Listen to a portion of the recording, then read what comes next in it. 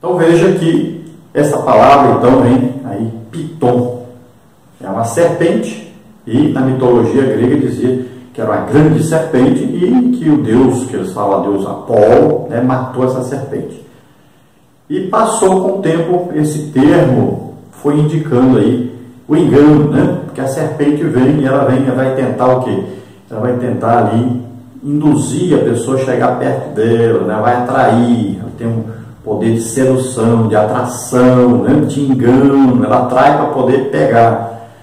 Então, com o tempo, essa palavra foi significando, então, essa ação de adivinhação, de falar alguma coisa, como se fosse um ventríloco, né, que falava sem mover os lábios, né? Então a pessoa pensava assim, não, lá dentro dele tem um demônio que fala e tal. Então passou a ter esse sentido. E nós vamos ver isso lá quando Saul vai consultar a pitonisa, né, aquela feiticeira, para saber sobre Samuel.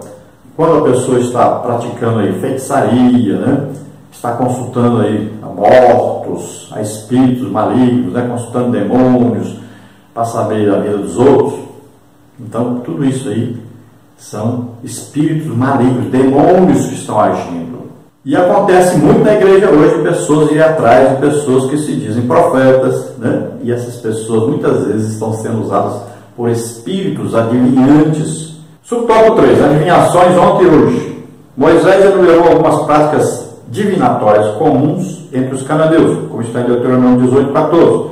E os egípcios, né? Como está em Isaías 19:3, os quais Israel deveria rejeitar. Isso vale também para os cristãos, pois essas práticas estão presentes ainda hoje na sociedade. Parece que essas coisas encantam o povo, como aconteceu em Samaria com Simão Mágico, Atos 8:9-11. Tais práticas envolvem direta ou indiretamente magia, astrologia, alquimia, clarividência, tarô, búzios, quiromancia, necromancia, numerologia, etc. São práticas repulsivas aos olhos de Deus, porque trata-se de uma forma de idolatria. Apocalipse 21:8 e 22:15. Como parte da magia, a adivinhação é uma antiga arte de predizer o futuro por meios diversificados. Intuição, explicação de sonhos, cartas, leitura de mão, etc. Então, adivinhações sempre atraíram muitas pessoas, né? Adivinhar as coisas. Cuidado, porque isso é o quê? É uma imitação das coisas de Deus. Então, quando você vê um servo de Deus sendo usado, não vai dizer que é diabo, não vai dizer que é demônio. Cuidado com isso.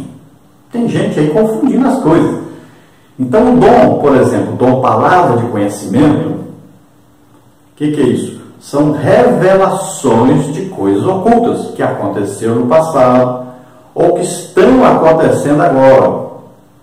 Então, por exemplo, Deus pode usar uma pessoa na igreja para dizer, por exemplo, o seu nome, ou para dizer, olha, você estava orando e você disse assim, assim, assim para Deus. Isso é o quê? É uma manifestação de um dom chamado palavra de conhecimento, ou palavra da ciência. Esse dom é o quê? Está dentro de quê? Dentro do conhecimento de Deus de todas as coisas, da onipresença de Deus. Deus está presente em toda parte. Então você está orando no seu quarto, Deus estava lá, escutando. E para trazer uma mensagem a você, para falar com você, Ele vai usar uma pessoa e muitas vezes você fica duvidando que é Deus que está falando com você. Então Ele vai dizer, olha, eu ouvi a sua oração, você estava no seu quarto orando, você falou assim, assim, assim. Aí você vai ter certeza, realmente é Deus que está falando. Isso que está falando agora vem de Deus, é Deus falando comigo. Então, é na igreja, a pessoa é de Deus, a pessoa que está trazendo a mensagem para você. Então, cuidado, porque tem muita gente hoje que está atrás aí de calvinistas, de ensinos calvinistas, e está servindo de instrumento de demônios, perseguindo as pessoas que Deus usa, querendo acabar com os dons do Espírito Santo na igreja. Cuidado com isso. Faça isso não. Então, valorizemos. Paulo diz, não desprezeis as profecias. Cuidado. Então, vamos prestar atenção e você busca o discernimento para você parar com essas coisas, de ficar perseguindo as pessoas que são usadas por Deus. Então, não fale mal dos dons do Espírito Santo. Não atribua a demônios o que o Espírito Santo está fazendo. Isso é blasfemar contra o Espírito Santo. Cuidado.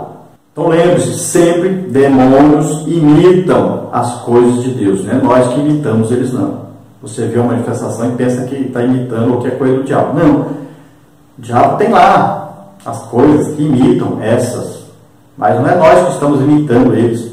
Cuidado com isso. Vamos ver a partir do versículo 10 aí. Entre ti, se não achará quem faça passar pelo fogo seu filho ou sua filha, nem adivinhador, nem prognosticador, nem agoureiro, nem feiticeiro, nem cantador de encantamentos, nem quem consulte o espírito adivinhante, nem mágico, nem quem consulte os mortos, pois todo aquele que faz tal coisa é abominação ao Senhor. E por essas abominações, o Senhor teu Deus as lança fora de diante de ti. Perfeito serás como o Senhor teu Deus, porque estas nações que has de possuir ouvem os prognosticadores e os adivinhadores, porém a ti, o Senhor teu Deus, não permitiu tal coisa. Então veja aí, está bem claro, né, que sempre existiram esses falsos, esses imitadores das coisas de Deus. Tópico 3. Desmascarando os ardis de Satanás. Subtópico 1. O dom do Espírito Santo. Subtópico 2. Uma estratégia demoníaca para confundir o povo. Subtópico 3. A libertação da jovem adivinhadora. Subtópico 4. A necessidade do dom de discernir. O Senhor Jesus colocou à disposição de cada crente as condições necessárias para discernir entre o falso e o verdadeiro, habilitando-o a fazer a obra de Deus. Ele diz: eis que vos envio como ovelhas ao meio de lobos. Mateus 10,16. E para isso nos equipou com as armas espirituais de defesa e de ataque ao reino das trevas. 2 Coríntios 10, 1-5. O discernimento espiritual é importante arma do arsenal do Espírito Santo. Então tem armas de defesa, armas de ataque também. Então olha aqui. Discernimento de espíritos funciona das duas maneiras. Você, ao mesmo tempo, descobre a fonte, aí o plano, né, arquitetado por Satanás, e você descobre que a fonte é Satanás, e ao mesmo tempo você vai fazer o quê? Você vai destruir as forças de Satanás. Olha só, você descobre que a pessoa tem demônio e você vai fazer o quê? Expulsar esse demônio. Então a pessoa está doente e você detectou, por uma revelação sobrenatural do Espírito Santo, que esta doença é um demônio que está colocando. Olha lá, Jesus expulsou demônio, por exemplo, a pessoa surda e muda. Olha só, ação de demônio.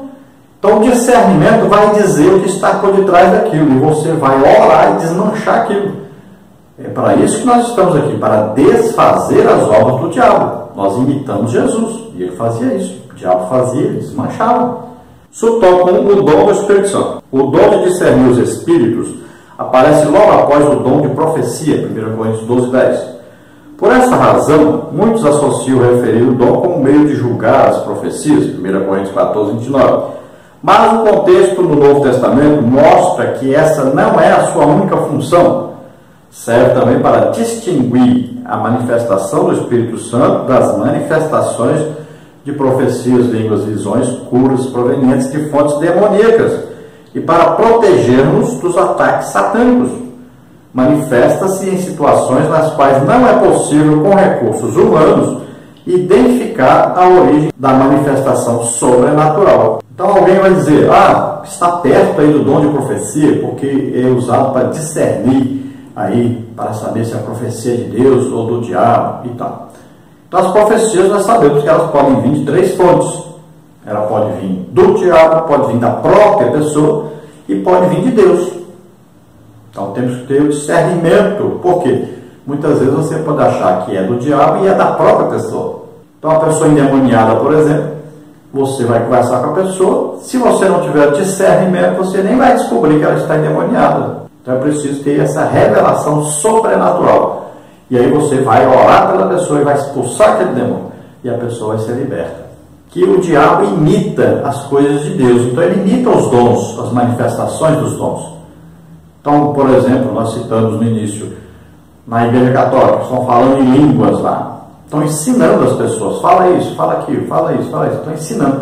Quando você ouve, você já discerne na mesma hora. Isso não é do Espírito Santo.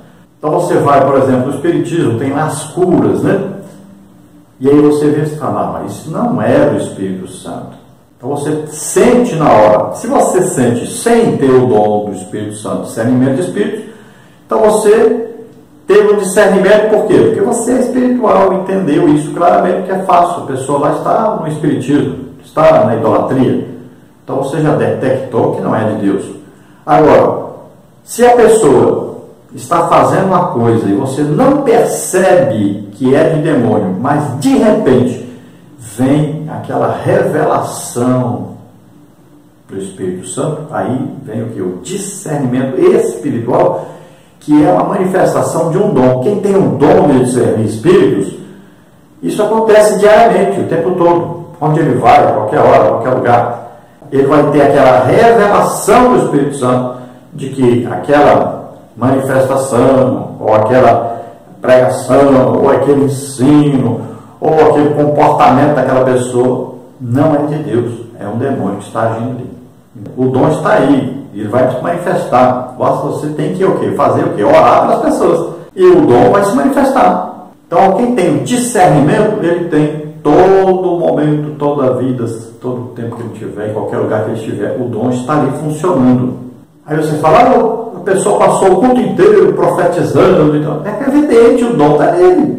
Então, ele vai, todo o tempo que ele estiver ali pregando, ele vai ter as revelações de Deus. Então, veja só, é um dom sobrenatural. Subtópico 2, uma estratégia demoníaca para confundir o povo.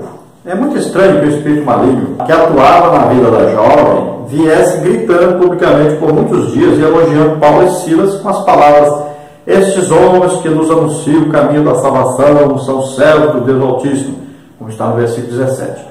Essa não foi a única vez em que Satanás procedeu dessa maneira.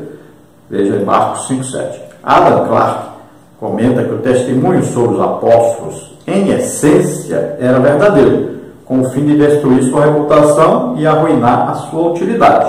O propósito diabólico aqui era transmitir ao povo a falsa ideia de que a mensagem que Paulo e Silas pregavam seria a mesma da jovem adivinhadora. Então o que aconteceria? Paulo e Silas passariam por essa e iriam embora.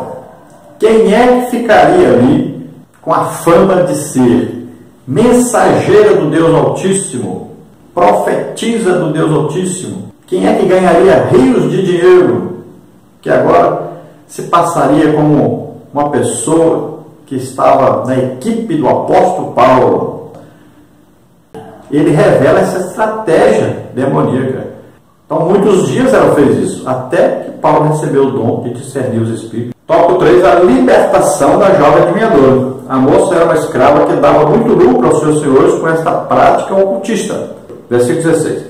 Ao ser liberta pelo poder do nome de Jesus, os seus proprietários viram nisso um prejuízo econômico e foram denunciar os missionários às autoridades locais. A população não viu a maravilha da grande libertação da moça, e Paulo e Silas não foram denunciados por causa da expulsão do espírito maligno da jovem. Eles foram acusados de perturbar a ordem pública e nem sequer foram ouvidos, ou seja, não tiveram direito de resposta. Foram açoitados e colocados na prisão. Versículos 19 até 22. Jesus tornou-se também persona não grata em Gadara, por causa do prejuízo dos porqueiros. Marcos 5, 16 a 18. Infelizmente, o lucro fala mais alto ainda hoje. Então, essa menina, essa moça, era uma escrava. E os seus senhores, então, lucravam muito, porque ela adivinhava as coisas. Então, veja só. Se eles lucravam, porque ela adivinhava corretamente. Ela não chutava, eram então demônios que traziam revelações a ela. Então, demônios estão nas pessoas. Morre a pessoa, aquele demônio vai ser invocado por um médium e vai chamar aquele demônio que estava naquela pessoa que morreu sobre ele. E ali vai saber escrever igual aquela pessoa, vai saber falar igual aquela pessoa, vai saber a voz daquela pessoa, vai saber o que a pessoa gostava.